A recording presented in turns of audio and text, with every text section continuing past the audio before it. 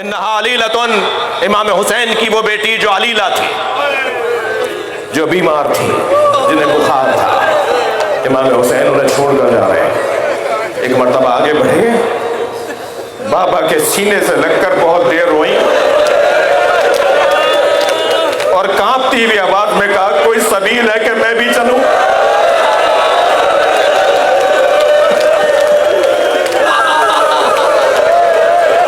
کیا سمجھایا، کیسے حوصلہ دیا امام حسین نے اپنی بیٹی کو کہ ایک مرتبہ آواز آئی کہ بیت الشرف کی 3 معمر اور مسن بیویاں بلا رہی ہیں۔ امام اور اندر گئے تو عصا تھامے ہوئے 3 بیویاں کھڑی ہیں۔ ایک امام حسین کی نانی بی بی ام سلمہ زوجہ رسول ام المومنین، دوسری امام حسین کی پھوپھی حضرت ام ہانی مولا علی کی بہن حضرت ابو طالب کی بیٹی، تیسری حضرت عباس کی ماں حضرت ام البنین۔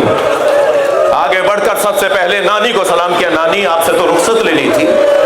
فرمایا حسین تمہارے نانا نے مجھے اب ایک مرتبہ اپنی ابا میں سے شیشی نکالی، تمہارے نانا نے مجھے یہ شیشی دی تھی جس میں خاک ہے، اور مجھ سے کہا تھا اے ام سلمہ جب یہ خاک خون میں بدل جائے تو سمجھنا میرا حسین مارا گیا۔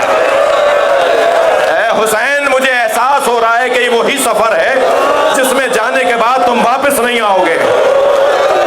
تو فرمایا ہاں نانی یہ وہی سفر ہے، اب میں واپس مدینے نہیں آؤں گا۔